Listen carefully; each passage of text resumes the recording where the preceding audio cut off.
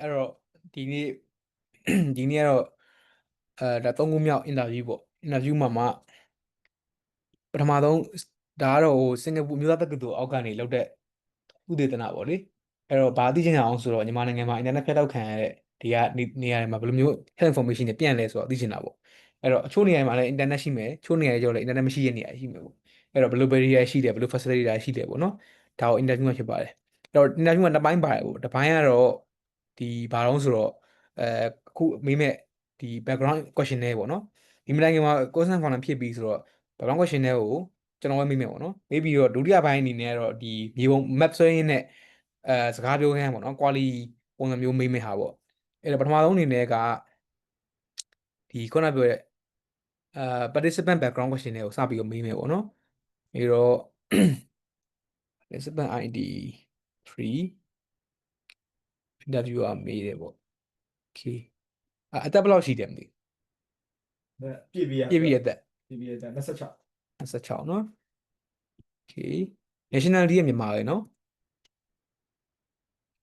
ငလင်းလောက်တော့ဘယ်မှာရောက်နေလဲ ခိုင်းတယ် ခိုင်နိုင်ငံမှာရောက်နေနော်အမြင့်ဆုံးပညာရေးရှင်က university degree ပေါ့ဘယ်စကားကြီးပြောတတ်တော့ကျွမ်းကျွမ်းကျင်မြန်မာ English ပြီးတိုင်းသားဘာသာစကားပြီးအခြားဘာကြီးပြောတတ်သေးလဲ ကျွမ်းကျင်မြန်မာအင်္ဂလိပ်ကို မြန်မာ English ပေါ့နော် okay professional background ဘာဖြစ်မလဲ professional background ကျမရေးချက်လက်ခေါ်ကြစိတ်ပြရပိုင်းပေါ့မဟုတ်ဒီလုတ်တဲ့ professional background professional background ဆိုခုလက်ရှိလုပ်နေတဲ့မဟုတ်လက်ရှိကိုတက်ခဲ့တဲ့အကြောင်းနဲ့ကိုနောက်ခံပါ okay ဆရာဝန်ပေါ့အဓိကတော့ကိုဆရာဝန်ပြီးကြတော့hand informatics okay အဲ့တော့ငလင်းကာလမှာပေါ့ဘလို့အပိုင်းကနေပါဝင်ခဲ့လဲဟောပြောမယ်နော် health worker community volunteer NGO staff teacher religious leader other NGO worker sorry NGO worker ပြီးတော့community volunteer ပြီးတော့ health worker community volunteer ပေါ့နော်အဲ့ကာလတုန်းကကိုလုပ်ခဲ့တဲ့အဖွဲ့အစည်းတစ်ခုရှိခဲ့တာ ရှိပါတယ်ရှိနေမယ်တစ်ချက်ပြောပြပါဦး FOC Clinic FOC Clinic မြန်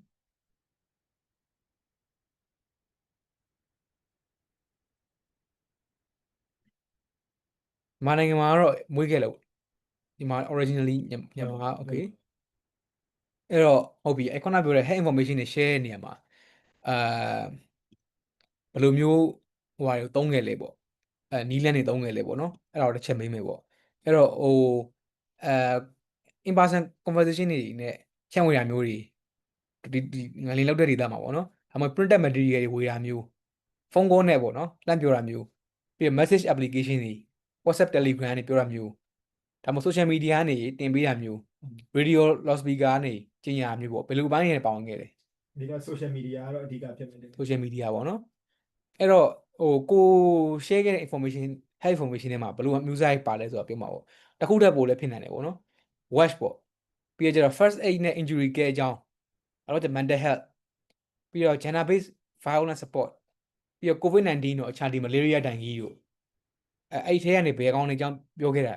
gender based ကလွယ်ရင် gender ဟာတွေပါမှာပေါ့ gender ဟာတွေတော်တော်များပါတယ်နော် okay အဲ့တော့ကျတော့အဲ့ကာလာမှာရောဘယ်လိုမျိုး digital device တွေကိုမှ access ရှိခဲ့လဲsmartphone ရယ် laptop ရယ်နှစ်ခုလုံးရှိရပေါ့နော်အဲ့တော့ခုနပြောတဲ့ digital tool တွေအသုံးပြုတဲ့အခါမှာပေါ့ဘယ်လိုမျိုးဟိုဟာတွေပြဿနာတွေရှိခဲ့လဲပေါ့တခုက internet မရတဲ့ဟာမျိုးရယ်နောက်တစ်ခုကကျတော့မီးပုံမှန်မရတာမျိုးနောက်တစ်ခုကကျတော့ကိုကဒီစောင့်ကြည့်ခံရတာမျိုးစိုးရိမ်တာမျိုးပေါ့နော်နောက်တစ်ခုကကျတော့ဒီ data မရှိ internet data မရှိတာမျိုးပြီးကျတော့ digital literacy ကိုကမကောင်းတာမျိုးပေါ့ကို language barrier မျိုးအဲ့မှာတစ်ခုမှမရှိရတယ်ဖြစ်နိုင်တယ်ပေါ့တစ်ခုမှမရှိဘူးပေါ့နော်အဲ့တော့ကိုယ်တိုင်ကရောဒီ health information တွေကိုရလာပြီပေါ့ချိန်မှာကိုယ်တိုင် verify လုပ်တာမျိုး translate လုပ်တာမျိုးပြီးတော့ adaptation အဲ့ process မှာပါခဲ့ဘူးလားပါခဲ့ဘူးပါခဲ့ရနော် okay အဲ့ဒါဆိုတော့ဒီကတော့ quality ဘန်းတော့ပြီးသွားပြီပေါ့ပြီးသွားပြီဆိုတော့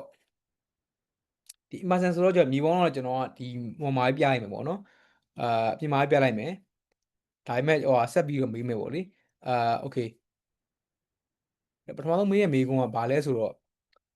အခုခုနပြောသွားတဲ့ဟာတွေအကုန်ပါသွားပြီပေါ့နော်ဘယ်လိုမျိုးဘယ်လိုကစပြီးတော့ငလိန်လောက်ပြီးတဲ့အချိန်မှာဘယ်လိုချင်းကစပြီးတော့ဒီလုပ်ငန်းတွေမှာစပြီးပါဝင်ခဲ့ရလဲပေါ့အဲ့ပါဝင်ခဲ့တဲ့အကြောင်းတစ်ချက်ပြောပြပြပါဦး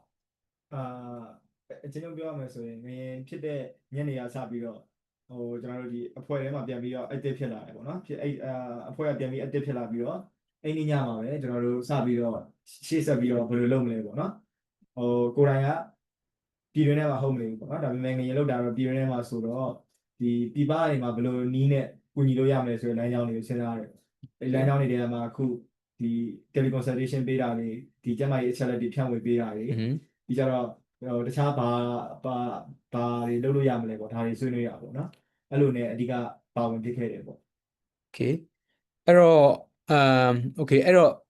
ပထမဆုံးချက်ကပါအောင်ဆိုတော့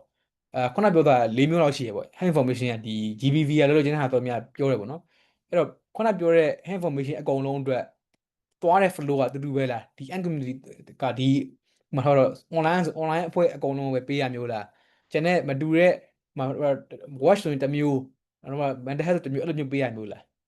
အကုန်လုံးကတော့တူတူပါပဲ တူတူပဲပေါ့နော် okay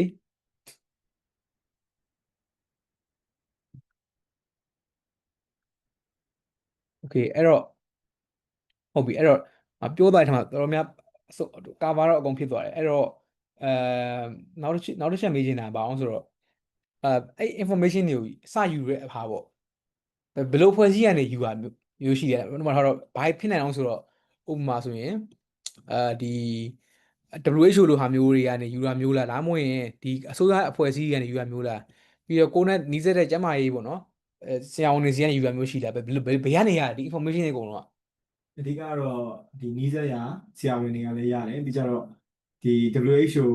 လို့ပြီးတော့ CDC လို့ဒီလိုနိုင်ငံတကာကဒီအတိမပြုအဖွဲ့အစည်းတွေကနေရတာလည်းရှိတယ်เนาะဒါပေမဲ့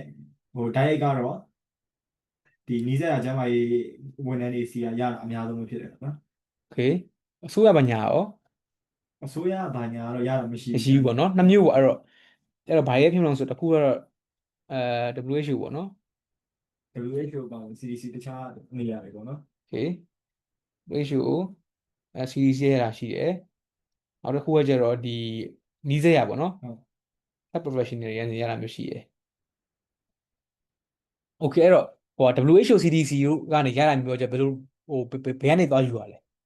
အာတချို့ဟာတွေက email ကနေပို့တယ်ပေါ့နော်တချို့ဟာတွေကကြတော့ကိုယ်တိုင်ကနေသူတို့ website တွေသွားပြီးတော့ဒီသူတို့လုပ်ထားတဲ့အသင်းလုပ်ထားတဲ့ဒီ template တို့မျိုးသုံးတာတို့ဘာမျိုးပေါ့နော်ဒါမျိုးရှိတယ်ပေါ့နော် โอเคအဲ့တော့ဟိုဟာဒီမှာဆိုရင် WHO ဟိုကနေသွားတဲ့ဟာကျတော့အဲ CDC နဲ့သွားတာဒါကတော့ digital ပတ်ဝန်းးနဲ့သွားတာပေါ့ ဟုတ် digital ပတ်ဝန်းးနဲ့မှာသွားတဲ့နည်းလမ်းတစ်ခုကဘာအောင်ဆိုတော့ email ပေါ့ email ရှိမယ်ဟိုက email နောက်တစ်ခုကကျတော့သူ website ကနေယူရမျိုးလား website တွေကနေယူရပေါ့နော် okay နောက်တစ်ခုကကျတော့ health professional တွေကနေယူတာကျတော့ဒီမြေပြင်မှာယူရမျိုးလားဒါမှမဟုတ်ရင် online ပဲယူရမျိုးလား online ကနေပဲယူရတယ် online ပဲယူရပါတော့ okay health professional ယူရတယ် online ပဲအဲ့တော့သူတို့စီကနေကြဘယ်လိုမျိုးကနေယူရလဲ အာဒီ messaging app တွေကနေမှသွားပြီးဆက်သွယ်ပြီးတော့ယူရမျိုးပေါ့နော် okay အဲ့တော့messaging app ကနေယူရပါပေါ့နော်messaging ဘယ်လို app တွေသုံးလဲ face messenger ရှိမယ် telegram ရှိမယ်အဓိကတော့အဲ့နှစ်ခုပေါ့နော် messenger telegram ပေါ့နော် okay အဲ့တော့အခုဒီယူတဲ့ process မှာကြုံတွေ့ရတဲ့ challenge တွေဘာတွေရှိလဲဥပမာ WHO CDC WHO ဆက်သွယ်ဆို email နဲ့ဆိုရင်ကိုက WHO အသိရှိရမျိုးလားပေါ့ဘယ်လိုမျိုး challenge ရှိခဲ့လဲပေါ့ challenge ကတော့အဓိကတော့ဒီ WHO CDC သူတို့နဲ့ပတ်သက်ရင်တော့ဒီခုနပြောတဲ့အတိုင်း direct access မရှိဘူးတခြားတစ်ဆင့်ကယူတာဆိုတော့ okay သူတို့ပေးတဲ့ဟာတွေပဲရတယ်ပေါ့ကိုတိုင်ကိုလိုချင်တဲ့ contents မျိုးတော့တစ်ခါလေdirect request လုပ်လို့ရမျိုးတော့မရှိဘူးပေါ့နော်ဒါပေမဲ့သူတို့ပေးတဲ့ contents တွေကလည်းတော်တော်များများကဒီခုလက်ရှိဖြစ်နေတဲ့ disaster နဲ့တော့ကိုက်ပါတယ်ပေါ့နော်နောက်တစ်ခုကတော့ဒီ website ပေါ့ website ကရတဲ့ဟာတွေကကြတော့တစ်ခါလေတော့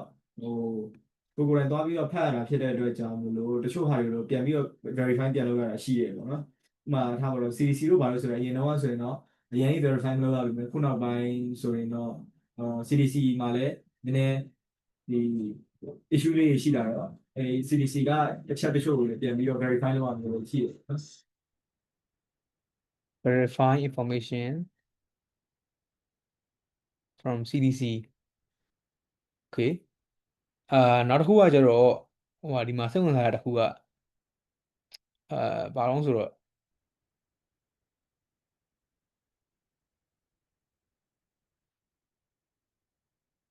sorry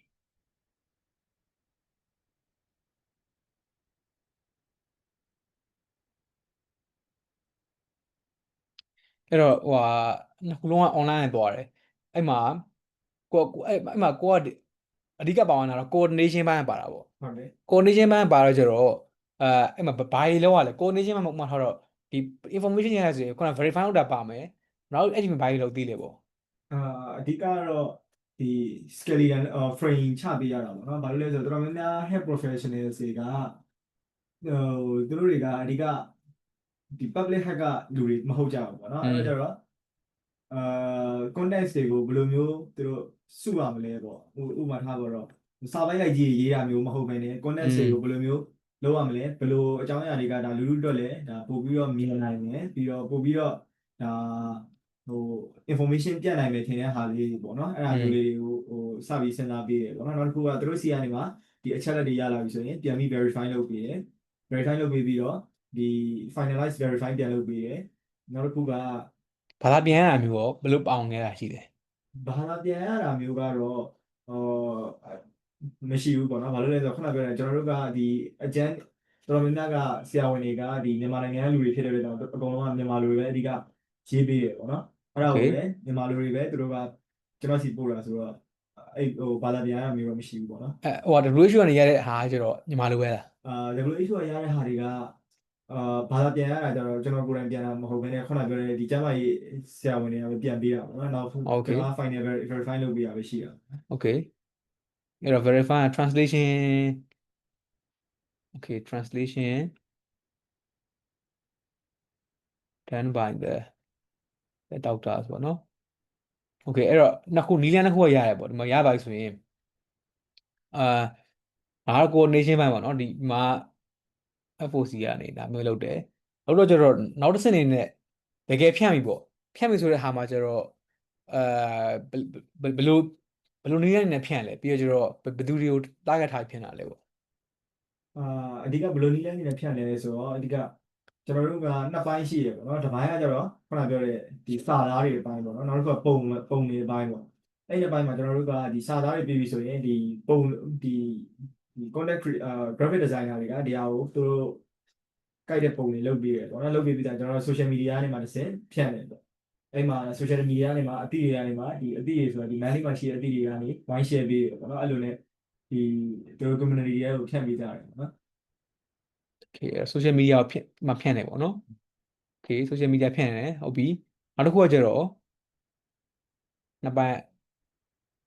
နောက်တစ်ခုကကျတော့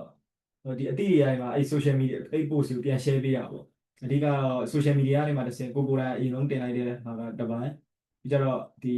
အတိတွေကနေမှာတစ်ဆင့်သူတို့ community တွေကိုပြန် share ပေးရတစ်ပိုင်းပေါ့ okay social media မှာတင်တာမျိုးရှိရပေါ့နော်နောက်တစ်ခုကကျတော့ကိုယ်နဲ့အတိရဲ့ပေါ့ဒီက social media ပါပဲ okay အဲ့ဆိုတော့ page ပေါ့အဓိကတော့နောက်တစ်ခုတော့ page မယ်နော်ဟုတ်ဆိုရင်ကောင်က social media မှာဒီကောင်က page ဖြစ်မယ်နောက်တစ်ခုကကျတော့ဒါ friends ပါလို့နော် friend from social media ပေါ့ okay ဟုတ်ပြီအဲ့တော့နှစ်ပိုင်းဖြစ်အဲ့တော့ social media တင်တဲ့ဟာကျတော့ဂျားထဲမှာပေါ့နော်ခဏလေးဒီမှာ sorry ဒီကောင်ကဒီ process မှာကခုနပြောတဲ့ဟာတစ်ချက်ပြန်ပြောပြပါဦးဘာတွေလုပ်ခဲ့တာမျိုးရှိလဲsorry ဒီမှာ graphic ပညာလောက်ရတဲ့ဟာခုနပြောပါတယ်နဲ့ social media တင်ဖို့ကြဘာတွေပြင်ဆင်ရလဲဂျားထဲမှာဂျားထဲမှာဘာတွေပြင်ဆင်ရလဲဆိုတော့အဓိကဒီစာသားတွေကိုပြန်ပြီးတော့ချောအောင်ပြန်ပြင်ရတယ်နော်ချောအောင်ဆိုတာအဓိကကတော့ဒီကျမ်းမာရေးအချက်လက်တွေကိုအဓိက အချက်လက်မှန်အောင်လုပ်တယ် copywriting ပေါ့ အဓိကခုနပြောသလိုပေါ့အချက်လက်ကျမ်းမာရေးအချက်လက်တွေကို verify လုပ်ရတာတစ်ခုအပြင်နောက်တစ်ခုကဘာလဲဆိုစလုံးပေါင်းတပ်ပုံတွေပြီးကြတော့ဒီစာကိုဖတ်တဲ့သူချောသွားအောင်ပေါ့နော်ဒီ proof reading လိုမျိုးတစ်ခုပြန်လုပ်ရတာပေါ့နော် proof reading ကအဓိကပြောချင်တာကဒီကျမ်းမာရေးအချက်လက်ကို proof read လုပ်တာအပြင်နောက်တစ်ခုကဒီ grammar တို့ပြီးကြတော့ဒီ sentence structure တို့အဲ့ဒါတွေကို proof read ရတာလည်းရှိတယ်ပေါ့နော် okay အဲ့တော့လောက်ရတဲ့ဟာတွေကကျတော့ proof reading လုပ်တယ်ပေါ့နော် graphic လုပ်တယ်ပေါ့တစ်ခုကအဲ proof reading လုပ်တယ်နောက်တစ်ခုကကျတော့ graphic creation ပေါ့ okay အဲ့တော့ဒီအခုလုပ်တဲ့ process မှာပေါ့နော်ဒီ preparation for social media ready ဖြစ်အောင်လို့လုပ်တဲ့ process မှာဘာ barrier တွေရှိတယ်ပေါ့နောက်တစ်ခုကကျတော့ဘယ်ဟာတွေ facilitator ဘာရှိတယ်ပေါ့ကိုယ်ကူညီပေးတဲ့လူဘာအချက်တွေဘာတွေရှိတယ်ပေါ့အဓိကကတော့ barrier ကတော့အချိန်ပေါ့နော်အဓိကအချိန်ကဘာလဲဆိုတော့ဒီအခု disaster တစ်ခုဖြစ်ပြီဆိုရင်သိတာကဘာလဲအရေးကြီးတာဘာလဲဆိုတော့ကျွန်တော်တို့ကမြန်မြန် response လုပ်နိုင်လေကောင်းလိမ့်မယ်ပေါ့နော်ဒါပေမဲ့ဒီကျွန်တော်တို့ကအဲ့ content တွေက ready ဖြစ်မနေဘူးပေါ့ disaster ဖြစ်မှပဲ prepare လုပ်ရတာဖြစ်တဲ့အတွက်ကြောင့်အချိန်ပေးရတယ်ပေါ့နော် content တစ်ပုဒ်ရေးမယ်ဆိုရင်မပေးအောင်ဆိုရင်တော့အနည်းဆုံး10နာရီကနေမှဒီ1ရက်ကနေမှ3ရက်ပေါ့နော်1ရက်ကနေ3ရက်ကြာတယ်ပေါ့နော်ပြီးတော့နောက်ထပ် barrier ကဘာလဲဆိုတော့ဒီcontent လို့ပြောမယ်ဆိုရင်ကျွန်တော်တို့ကဒီစပြီးတော့ရေးတဲ့သူအပြင်ကျွန်တော်တို့ခဏပြော proof read လုပ်တဲ့ဟာတွေဒီ graphic designer တွေအဲ့လိုဆိုတော့ human resource ကဒီလုံလောက်ရှိတဲ့လောက်တော့ရှိနေပေမဲ့ဒီထက်ပိုပြီးရှိနိုင်ပိုကောင်းတယ်ပေါ့နော်human resource ပိုများနိုင်ပိုကောင်းတယ်ပြီးတော့နောက်တစ်ခုက facilitator ကျတော့အဓိကဘာလဲဆိုတော့internal line ကောင်းကောင်းရှိနေတယ်ပေါ့နော်ဒီတော်တော်များများဒီ FOC team member တွေကပေါ့FOC member တော်တော်များများကဒီ easily access ဖြစ်တယ်ပေါ့အဲ့တော့ easily accessible ဖြစ်တယ်နောက်တစ်ခုကဘာလဲဆိုတော့ဒီတော်တော်များများကလည်းဒီ background ကဒီဒီလိုအတွေ့အကြုံရှိဘူးတဲ့လူတွေများတယ်ပေါ့နော်ဥပမာကျန်းမာရေးဝန်ထမ်းတွေကျတော့ content writer တွေဆိုရင်လည်းဒါသူတို့မှာ experience ရှိပြီးသားဟာတွေဖြစ်တယ်ပေါ့နော်အဲ့ဒါကြောင့်မလို့ဒီသူတို့အားရင်တော့အားသလိုလုပ်ပေးနိုင်တယ်ပေါ့နော်နောက်တစ်ခု barrier ခုနပြောတဲ့အတိုင်းသူတို့ရဲ့ availability times ပေါ့နော်တယောက်နဲ့တယောက်တော့မတူဘူးပေါ့ဒီဟာတွေကလည်းဥပမာ content က ready ဖြစ်နေပြီဒါပေမဲ့ graphic က ready မဖြစ်ဘူးပေါ့ဒါမျိုးတွေလည်းရှိတယ်နော်နောက်တစ်ခုကဘာလဲဆိုတော့ဒီကျွန်တော်အချက်လက်စီးစင်းတဲ့နေရာမှာpage share ဟာတာပေါ့နော်ဘယ်လိုလူမျိုးတွေ reach ရောက်နေလဲဆိုတာကနည်းနည်း track ရတာခက်တယ်ပေါ့နော်အဲ့တော့ကျွန်တော်တို့ကဒီ disaster ဖြစ်သွားတဲ့အချိန်မှာဒီဟာတွေကိုshare social media တွေ share လိုက်တယ် friends တွေ share လိုက်တယ်ဒါပေမဲ့ကျွန်တော်တို့ end product ကိုဒီပြည်သူတွေသိသွားလားမသိသွားလားဆိုတာလိုက်ပြီးတော့ track လုပ်ဖို့ခက်တယ်ပေါ့နော်အဲ့ဆိုတော့ဟောပေါ့ difficult to track okay affected ဟောပါပေါ့ demographics ပေါ့ okay ဘာရှိအောင်မလဲဒီဟာပဲဖြစ်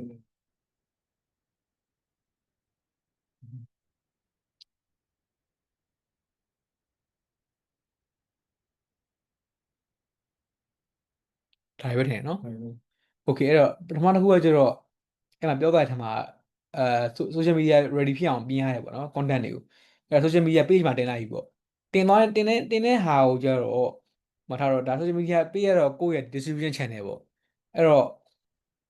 okay တင်ပြီဆိုရင်အဲ့ end community နဲ့ဘယ်လိုလူတွေကိုရောက်တာများလဲအဓိကတော့ခုနပြောတဲ့အတိုင်းinternet ရှိတဲ့သူအဓိကsocial media မှာ account ရှိတဲ့သူတွေစီရောက်တာတော့များတယ်ပေါ့ခုနပြောခဲ့တဲ့အတိုင်းကျွန်တော်တို့ကဟော social media page ကဘယ် channel တွေကတင်တာလဲ Facebook ကိုတင်တာပေါ့နော် okay အဲ့တော့ဒီကောင်တစ်ချက်ဟောလိုက်အဲ့မှာမှ oh sorry Facebook ကတင်တယ်ပေါ့နော်ခဏလေး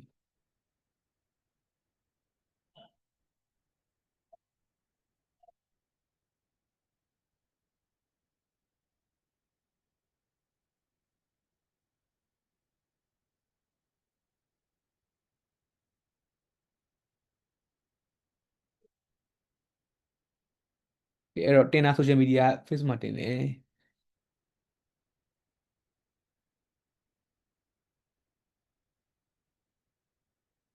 ဒီကောင် Facebook သုံးတယ်ပေါ့ okay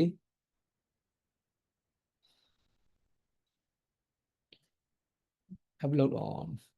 Facebook အဲ့တော့ဒီ okay အဲ့တော့ community ကကျတော့ Facebook user ပေါ့နော်Facebook user page follower ပေါ့ okay အဲ့တော့ဒါတင်တဲ့ process ဖြစ်သွားပြီတင်တဲ့ process မှာရောမှတ်ထားတော့တင်တဲ့ process ဆိုတဲ့ဟာမှာအကုန်ပါတယ်ကွာဒီလားဒီ user တွေဟိုဘယ်မှာတင်တဲ့ process ရောတော့ကျတော့မှတော့ boost လုပ်တာမျိုးတွေရှိလားပေါ့အဲ့တော့ဒီတင်တဲ့ upload လုပ်တဲ့ process မှာကုတ်တဲ့ barrier facilitator ဘာတွေရှိအောင်မလဲ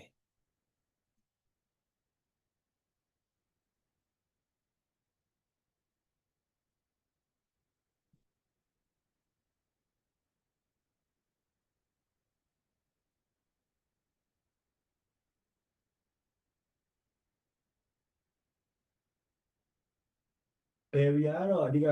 social media ကနေတင်တာဖြစ်တဲ့အတွက်ကြောင့်မလို့တော့ဒီကိုယ့်ရဲ့အားလက်ချိန်ပေါ်တော်တော်များများတော့မရှိပါဘူး social media ဖြစ်တဲ့အတွက်ကြောင့် barrier Facebook သုံးတဲ့လူအရေးနဲ့နဲတာမျိုးရှိလား internet မရကြတော့ဒီမှာ Facebook ဒါကို internet လေးပေါ့ external factor အနေနဲ့ရောစဉ်းစားလို့ရတယ်ပေါ့ barrier အနေနဲ့ကFacebook ကိုတင်တယ်ပေါ့နော်လူတွေသုံးနိုင်ကြရဲ့လား Facebook ကိုကိုသုံးတဲ့ user အတွက်ကလည်းကြည့်ရသေးတာပေါ့internet effect ဖြစ်တဲ့နေရာမှာရောအဲ့နေအချိန်ရခဲ့လားပေါ့ internet ကမိုင်းလို့နေထိခဲ့မယ်မိုင်းလို့တကယ်မရောက်တာမျိုးဖြစ်နိုင်လားပေါ့အဲ့ဒါတစ်ချက်ပြောပြပြရောအစပိုင်းမှာတော့ဖြစ်နိုင်တယ်ပေါ့နော်အစပိုင်းမှာ internet တချို့ပြတ်သွားတယ်ပေါ့နော်internet တချို့ပြတ်သွားတဲ့အတွက်ကြောင့်ကျွန်တော်တို့ကတင်တယ်ဆိုပေမဲ့ဒီအသစ်တွေလည်းဝိုင်း share တယ်အဲ့ဒါပေမဲ့ခုနပြောတဲ့အတိုင်း internet ရတဲ့သူတွေကိုပဲ selected အရင်ဖြစ်လုံးတယ်ပေါ့နော် internet ရတဲ့လူတွေစီကိုရောက်သွားတာမျိုးတော့ဖြစ်သွားနိုင်တယ်ဒါပေမဲ့အခုကသူတို့နေရာတွေမှာတစ်ဆင့်နောက်ပိုင်းတစ်ဖြည်းဖြည်းနဲ့ information share လိုက်ရင်တော့တဖြည်းဖြည်းပိုတိလာမျိုးရှိတယ်ပေါ့ဘာလို့လဲဆိုတော့အစပိုင်းမှာpost ကိုကြည့်မယ်ဆိုရင်response တော်တော်ကောင်းတယ်ပေါ့နော်အာအဓိက information တယောက်နဲ့တယောက်ထပ် share လို့တော့မြင်တယ်ပေါ့နော် line ကောင်းတဲ့လူတွေစီကနေ line မကောင်းတဲ့သူနောက်ပိုင်းဒီသူတို့တွေ line ပြန်ကောင်းလာတဲ့အချိန်မှာဝင်ပြီးကြည့်ရမျိုးလည်းဖြစ်လာနိုင်တယ်ပေါ့နော်ဒီနေ့တင်လိုက်တယ်ဆိုပေမဲ့သူတို့ line ကောင်းတာကနောက်ရက်ဆိုရင်နောက်ရက်မှဝင်ကြည့်ရမျိုးလည်းဖြစ်နိုင်တယ်နော်ဒါပေမဲ့နောက်ပိုင်းကျတော့လူတွေကဘာဖြစ်လာလဲဆိုတော့ဒီတစ်ပတ်လောက်ကြာတဲ့အချိန်မှာဒီ contact တွေကိုကျွန်တော်တို့ကပုံစံကဒီလိုပုံစံမျိုးပဲ linear trend ပဲသွားတယ်ပေါ့နော် contact တွေကိုနည်းနည်းလေးပုံစံပြောင်းလိုက်တာတော့ရှိရဆိုပေမဲ့ကျွန်တော်တို့ဒီပုံစံကတူတူပဲဖြစ်တယ်ပေါ့ပို့ပြီးတော့ attractive ဖြစ်တဲ့ content မျိုးတွေviral ဖြစ်တဲ့ဟာမျိုးတွေမစင်စားနိုင်တော့ဘူးပေါ့နော်အဲဒါကြောင့်မလို့ reach တွေကြာမျိုးလည်းဖြစ်နိုင်တယ်နော်အဲ့တော့လိုအပ်ဒီရောက်တဲ့လူတွေစီဒီမရောက်သွားမျိုးလည်းဖြစ်နိုင်တယ်နော်အဲ့အချိန်မှာ boost တို့ဟိုတစ်ခုခုသုံးလိုက်ရဆိုရင်တော့ပိုရောက်တာမျိုးလည်းဖြစ်နိုင်တယ်ဒါပေမဲ့လည်းတစ်ချက်ပြန်စဉ်းစားရမှာကဒီ region ပေါ်မူတည်ပြီးတော့ boost လုပ်ရတယ်ဆိုရင်တော့ပို့ပြီးတော့အဆင်ပြေနိုင်တယ်ပေါ့နော်မဟုတ်ရင်တော့ဒီတခြားကျွန်တော်တို့ target မဟုတ်တဲ့နေရာဒီရောက်သွားရဆိုရင်လည်းနည်းနည်းပေါ့နော်ဒီလိုချင်တဲ့ target တော့မရဘူးဖြစ်သွားနိုင်တယ် facilitator အနေနဲ့ရောပါရှိခဲ့တယ် facility ကတော့ခုနပြောတဲ့အတိုင်းပေါ့နော် internet ကောင်းကောင်းရှိတယ်မီးမှန်တဲ့နေရာမှာရှိတယ်ဆိုတဲ့အတွက်ကြောင့်ကောင်းကောင်းသုံးလို့ရတယ်ပေါ့နော်ပြီးတော့လူတွေကလည်းဒီFacebook ကမြန်မာနိုင်ငံမှာဒီအာဏာမသိမ်းခင်အထိဒီလူအသုံးများဆုံး app ပေါ့နော်အဲ့မျိုးဆိုတဲ့အတွက်ကြောင့်ဒီကျန်တဲ့ social media တွေထက်စာရင်ဥပမာ Twitter တို့ TikTok တို့ထက်စာရင်ပိုပြီးရောက်နိုင်တယ်ပေါ့ဒါပေမဲ့ TikTok ကတော့မပြောတတ်ဘူးပေါ့ဒီနောက်ပိုင်းဒီ Facebook ကို ban လိုက်တဲ့အချိန်မှာ TikTok ကလည်းပိုပြီး active ဖြစ်လာတယ်ဆိုတော့နောက်ပိုင်းဆိုတော့ TikTok လိုမျိုးဟာမျိုးလဲစဉ်းစားသင့်တယ်လို့တော့ထင်တယ်ခုန barrier မှာဆိုရင်ခုနဒီ VPN သုံးရတဲ့ဟာလည်းပတ်မှနေနော်လူတွေVPN သုံးရတာလည်းပါတယ်ပေါ့ဒါပေမဲ့အဓိကတော့ဒီ user တွေဘက်က VPN သုံးရတဲ့ဟာတွေပြီးကြတော့ဒီ liyassit မီမရှိတာလေဒါမျိုးတွေပါမှာပေါ့ဒါတွေကတော့အဓိက internet ဖြည့်ဖို့ပတ်စံပေးမရှိတာလေကျွန်တော်နောက်ထပ် barrier ကဘာလဲဆိုတော့ကျွန်တော်ရောက်တဲ့ reach တွေတော်တော်များများကထင်တော့ဆိုရင်ဒီ software တက်တဲ့သူတွေနည်းနည်း digital literacy ရှိတဲ့လူတွေစီပဲရောက်မှထင်တယ်ပေါ့နော်အသက်40 50အဲ့လိုမျိုးပို့ပြီးတော့ဒီ contact စီနဲ့မရင်းနှီးတဲ့လူတွေဒီ Facebook တို့ဒီ social media နဲ့မသိတဲ့လူတွေဆိုရင်တော့ဖြစ်နိုင်နေတယ်ပေါ့နော် okay okay နော် Facebook ကဟိုဟာ ဟောပေးသေးရမလား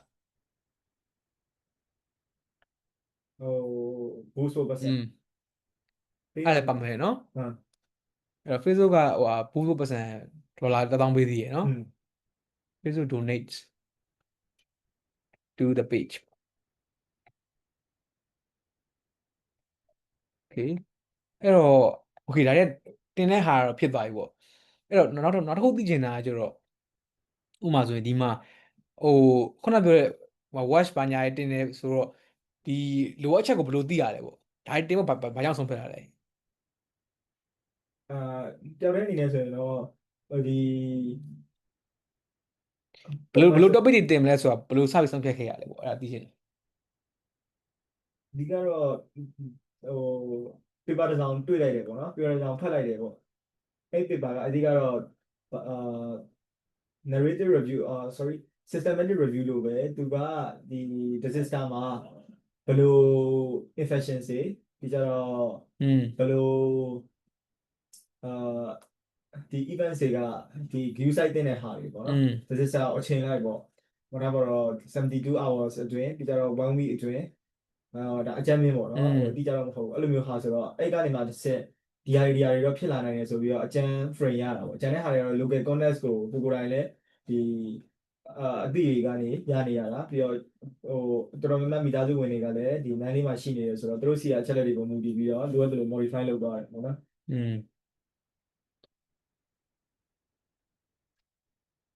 အဲ့တော့သတင်းရတာကျတော့သတင်းတွေရမယ်ကျတော့ပြီးတော့ဒီ family ကနေ family မှာရမယ်ပေါ့နော်တကယ်ရင်းနေစီရမယ်ပြီးတော့ social media စတယ်အဲ့တော့ဒါ adjustment လုပ်တာပေါ့ adjustment of content needs okay ဒီနည်းလမ်းနဲ့စပြီးရခဲ့ရပါဗောလေအဲ့တော့နောက်တစ်ခုသိချင်တာခုနပြောတဲ့ထဲမှာပါတယ်ထဲမှာဒါဆိုရင် Facebook user page follower တွေပါတယ်ပေါ့အဲ Facebook ဟိုဒါတော့ engagement တွေကျတော့ဘယ်လိုလူမျိုးတွေဖြစ်တွေ့ရတာဘယ်လိုလူမျိုးတွေလို့ထင်လဲသူတို့ရဲ့ demographic အရာမှာပထမဆုံးအနေနဲ့ page follower ဖြစ်မှာပေါ့ page follower မဟုတ်တဲ့လူတွေဘာပါသေးလဲကျင်းတဲ့အဓိက page follower မဟုတ်လေခုနအတိတွေကနေ share ပေးလိုက်ပြီဆိုရင်တို့တွေကအတိတွေကနေမှတစ်ဆက်ကျွန်တော်တို့က public လုပ်ထားရဲဆိုတော့ follower မဟုတ်တဲ့လူတွေလည်းဒီတစ်ဆက် mutual တွေပေါ့ mutual လည်းတစ်ဆက်မြင်မြင်နိုင်တယ်ပေါ့နော်အဓိကကျွန်တော်လည်း mutual မဖြစ်နေတော့မှကျွန်တော်တကယ်ရင်းနေတယ် mutual ဖြစ်နေတဲ့လူတွေအဲ့မျိုးတွေဆိုလို့မြင်သွားနိုင်တယ်ပေါ့နော်အဓိကတော့ social media သုံးတဲ့လူတွေပဲမြင်တာများမယ်ဖြစ်ပါတယ်ဒီသုံးလူတွေများရပေါ့နော် okay ဒါဆိုတော့ဒါဟိုဟာပြီးသွားပြီဘိုင်းပြီးသွားပြီပေါ့နောက်တစ်ခုပြောရတဲ့ဟာမှာဟိုဟာဥပမာဆိုရင်ဒီဟိုဘောခု content ready ဖြစ်ပြီဆိုရင်နောက်ထပ်တင်တယ်ဒီအခြားမြေပြင်ဘာညာဓာတ်တင်တယ်မျိုးလုပ်သေးလား share မျိုးလုပ်သေးလားမြေပြင်ဖွဲ့စည်းနေချိတ်ဆက်တာမျိုးရှိလားချိတ်ဆက်တာမျိုးရှိတယ်ဒါပေမဲ့ဒီကျမရဲ့အချက်လက်သက်ဆိုင်ကျွန်တော်တို့ဒီဒီကုသရေးဝန်ဆောင်မှုဒီ online ကုသရေးဝန်ဆောင်မှုနဲ့ပတ်သက်ပြီးတော့ share ရတယ်ပုံများရတယ်ဒီနော်ကျမရဲ့အချက်လက်နဲ့ကတော့ပထောက်ဝယ်လို့ဖြစ်လိုက်တယ်ဒါပေမဲ့အဲ့ဒါကလည်းကျွန်တော်တို့ ad result ကတော့ဒီစာမသိလိုက်ဘူးပေါ့နော်ဒီတော်တော်များများစီတော့ဖြန့်လိုက်တယ်လို့တော့ထင်တယ်ဒါပေမဲ့ဟိုအရန် vague ဖြစ်သွားတယ်ပေါ့နော်mostly for announcing ပေါ့နော် announcing the service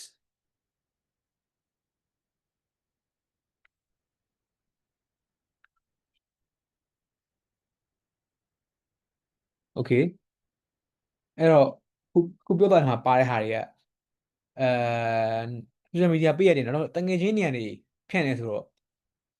အဲ့သူတို့အတွက်ကရောဒီ page ကို page ရဟာတွေ share တော့ဟိုသူတို့အတွက် barrier ဘာညာတွေကျုံစဉ်းစားမိရမျိုးရှိလာ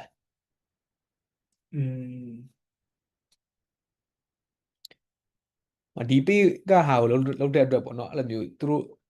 စိုးရိမ်တာမျိုးအဲ့လိုအချက်တွေရောရှိလားကျွန်တော်ဟိုလက်မိသလောက်ဆိုရင်တော့ဟိုတခြား page တွေဆိုင်ရင်တော့ဟိုနဲတယ်မရှိသလောက်နဲတယ်ပေါ့နော်မရှိဘူးပဲများမယ်ပေါ့ อืมအဲ့တော့ဟိုဟာပေါ့ဒီ page ရဲ့ဒီဟိုအချို့ဆိုရင်တင်ပါဒီနိုင်ငံရေးနဲ့ပတ်သက်တဲ့ဟာတွေကို share ရင်စောင့်ကြည့်ခံရမျိုးစိုးရိမ်တာမျိုးရှိရယ်အခုဒီ page အနေနဲ့ရောသူတို့ကဘယ်လိုမြင်တာမျိုးရှိလဲ page ကတော့အဓိကဒီနိုင်ငံရေးနဲ့ပတ်သက်တဲ့ဟာတွေ share ထားမျိုးတော့မရှိဘူးပေါ့နော်မရှိတဲ့ကြောင့်သူတို့ဒီလွတ်လွတ်လပ်လပ် share လို့ရတယ်လို့ထင်တယ်ပေါ့ဒီနိုင်ငံရေးနဲ့ပတ်သက်တာတွေတွဲပြီး share ထားမျိုးရှိရဆိုရင်တော့တော်တော်များများနည်းနည်း share ဖို့ခက်လက်ဖြစ်နေမယ်လို့ယူဆမိတယ်ပေါ့နော်อืมအဲ့တော့သူကဟောနော် no burden to share ပေါ့ due to apolitical nature of the page ပေါ့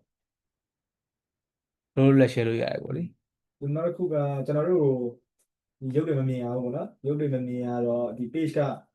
လူတွေကဒီနိုင်ငံရေးကလူတွေလုံနေရလားဆိုတော့သူတို့မသိဘူးပေါ့နော်အဲဒါကြောင့်လည်းပါတယ်ဒီလိုอืมဟိုကိုယ့်ဘက်ကိုနိုင်ငံရေးအကြောင်းမတင်လဲ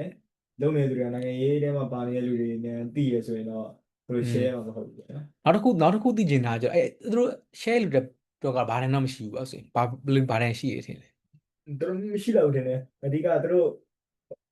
ကျွန်တော်ထင်ပေါ့မဟုတ် သူတို့ share လို့တော့ရှိမ share လို့ကြတော့ဘာကြောင့်ဖြစ်မှန်းလဲ share တာတော့အဓိကတော့ဟို share မ share တော့သူတို့တူချင်းပုဂ္ဂလနဲ့ပဲဆိုင်နေတင်တယ်ဟို trust အနေနဲ့ကဘယ်လိုထင်လဲဒီ page ပေါ် information trust က trust building process ကရောဘယ်လိုမြင်လဲပေါ့လူတွေရဲ့ယုံကြည်မှုကอืม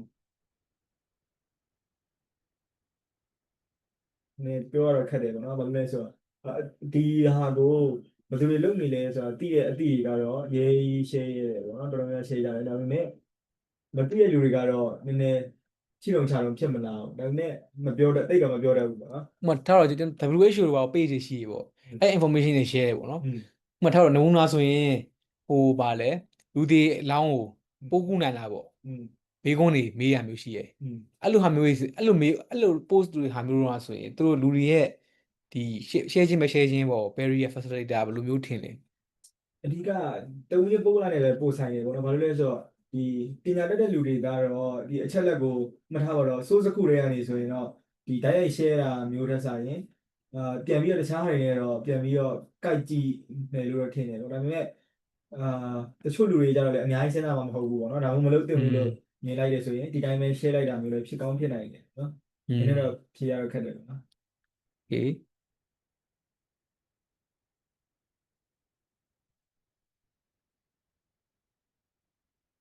โอเคအဲ့တော့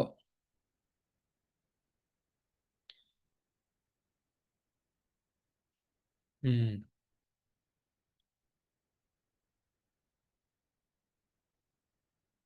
ဟုတ်ပြီအဲ့တော့အာနောက်တစ်ခုကကျတော့ဘာအောင်ဆိုတော့ဟိုဘယ်လိုမျိုးရှိရောမလဲဆိုရင်ဒီဒီတိုင်းသိချင်တာပေါ့ reflection ပေါ့ကိုလောက်ခဲ့တဲ့ process တစ်ခုလုံးမှာနောက်တစ်ချိန်ပေါ့လေဒီလို crisis တစ်ခုခုပေါ့ဖြစ်ခဲ့မယ်ဆိုရင်ဟိုဘယ်လိုမျိုးလိုအပ်ချက်တွေရှိရထင်လဲပေါ့ကို့မှာအဓိကတော့ဟိုနောက်တစ်ချိန်ဖြစ်ခဲ့တယ်ဆိုရင်တော့ ဒီကိုယ်တိုင်သွားပြီးတော့ပူတာကတော့အကောင်းဆုံးဖြစ်ခဲ့မယ်လို့အကောင်းဆုံးဖြစ်အွန်ကောင်းပေးရအကောင်းဆုံးထင်တယ်ပေါ့နော်โอเคအဲ့တော့အဲ့တော့ primary way ပေါ့နော်ဒါကိုယ်တိုင်က on ground မသွားနိုင်ဘူးဆိုရင်တော့ဒီ online ကပေးရတာလည်း on ground effective မဖြစ်ဘူးဆိုပေမဲ့ဒီသူ့မှာလည်းသူနဲ့ဆိုင်တဲ့ impact တော့ရှိပြီးသားဖြစ်နေတယ်ပေါ့နော်အဲဒါကြောင့်ပထမဦးဆုံးကတော့ဒီ on ground ကိုတော့ဦးစားပေးပေါ့ อืม on ground activity တွေလုံးဝဒီကိုယ်ကလည်းမမီတော့မှ online ကိုရွေးရတော့အကောင်းဆုံးပေါ့နော်อืมနောက်တစ်ခုဘာရှိအောင်မလဲ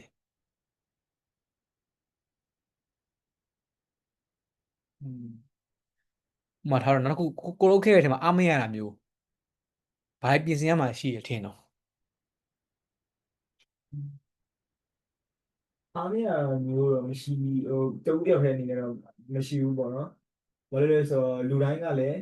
တကယ်လို့နောက်တစ်ချိန်ဒါမျိုးထပ်ဖြစ်ခဲ့မယ်ဒါမျိုးလုပ်မယ်ဆိုရင်လည်းဒီလူတိုင်း availability နဲ့လူတိုင်းမှာရှိတဲ့ resource တွေကလည်းဒီလောက်ပဲဖြစ်မယ်ဆိုတော့อืมဒီပုံစံတိုင်းပဲသွားမယ်ဖြစ်နေပေါ့နော်ဒီထက်ပိုပြီးတော့အချိန်မြင့်မြန် response လုပ်နိုင်မယ်လို့လည်းဟိုမထင်ဘူးပေါ့နော်ဘာလို့อืလဲဆိုတော့ကိုယ်มပိုင်သူတို့စီမှာလည်းတက်ဆိုင်ရာဒီ responsibility ရှိပြီးသားဆိုတော့လေอืม တည်တဲ့ step လိုမျိုးခန့်လိုက်မယ်ဆိုရင်ပို့ပြီးတော့လွယ်နိုင်တယ်ဒါပေမဲ့တခြား barrier တွေအများကြီးထပ်တိုးလာမယ်ဆိုတော့ခုလက်ရှိပုံစံကတော့ဒီ effective အဖြစ်ဆုံးလို့ပဲထင်တယ်ပေါ့နော်ပုံစံကတော့spawn ကို be faster ပေါ့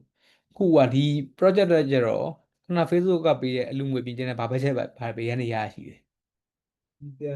grant တစ်ခုတော့ရတယ်လို့တော့သိရပေါ့နော်ဒါပေမဲ့အသေးစိတ်တော့အများကြီးတော့မသိဘူးပေါ့နော်ဒီ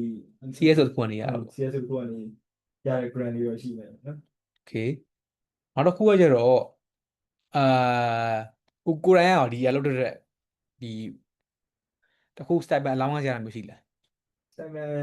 ကန်နေတော့ပေးရမျိုးတော့မရှိဘူးဒါပေမဲ့တကယ်လို့ဟို grant ရတဲ့အတွက်ဒီ volunteer support ပေါ့ဥပမာထားတော့ internet ဖို့ဘာညာလိုရဆိုရင်တော့ဒီတောင်းလို့တော့ရတယ်ပေါ့ဒါပေမဲ့cyber လိုမျိုးပေးရမျိုးတော့မရှိဘူးပေါ့နော်okay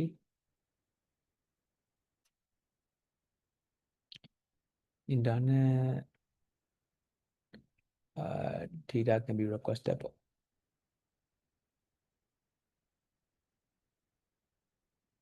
okay ပြီးရင်နောက်တစ်ခုကကျတော့ဘာအောင်ဆိုတော့အခုဒါလောက်သွားတာရှိရပေါ့လေ internet ကနေဖြန့်တာများတယ်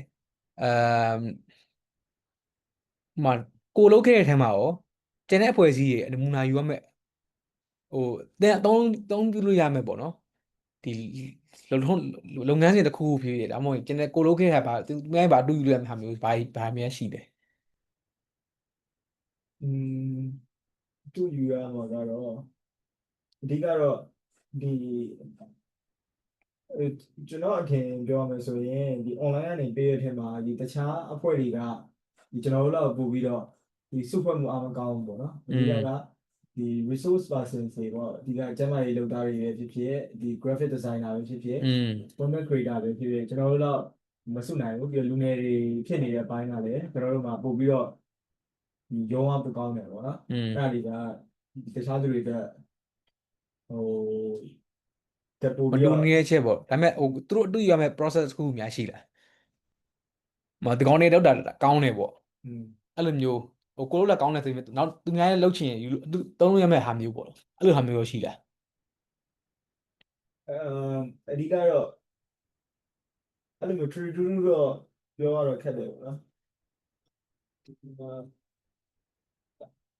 ဒီ online ကနေမှာအချိန်မြန်လုပ်တဲ့ model ဆိုရင်တော့ဒီကျွန်တော်တို့ကိုပြန်ပြီးတော့ကြည့်လို့ရတယ်ပေါ့နော်ဒီကျွန်တော်တို့ context တွေကတော့တခြားအဖွဲ့တွေတက်ဆိုင်ရင်ပို့ပြီးတော့စောတယ်လို့ထင်တယ်ပေါ့နော်အဓိကဘာလို့လဲဆိုတော့ဒီအဖွဲ့ထဲမှာပါလူတွေကလည်းဒီ public health နဲ့ပတ်သက်ပြီးမစိမ့်တဲ့လူတွေပါတယ်ပြီးတော့အဲ့တော့အဖွဲ့မှာလိုတယ်ပေါ့ public သမားလိုတယ်ပေါ့နော်ဒီ public health သမားအပြင်ခုနပြောတဲ့ resource person တွေလိုတယ်ပေါ့ content writer တွေဒီ graphic designer တွေပေါ့နော်ဒီ public health ကလူတွေရှိနေရုံနဲ့မကောင်းဘူးသူတို့ခုနပြောတဲ့အတိုင်းစုဖွဲ့မှုကဟိုနည်းနည်းနီးရပါ comprehensive ဖြစ်ရမှာပေါ့ comprehensive team ပေါ့နော်အဲ့မျိုးရှိတာကတခြားသူတွေထပ်ပို့ပြီးတော့ earlier response ပေါ့နော်ပေးနိုင်တယ်လို့တော့ထင်တယ်ပေါ့နော်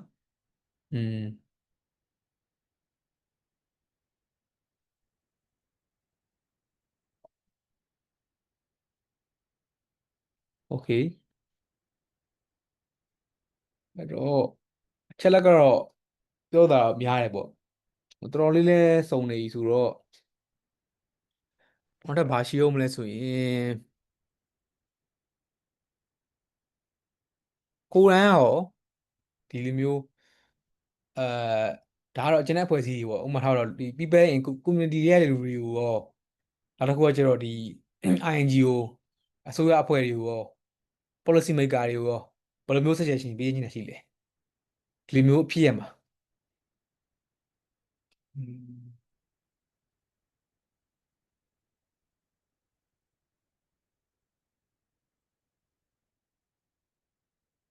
အဓိကတော့ဒီ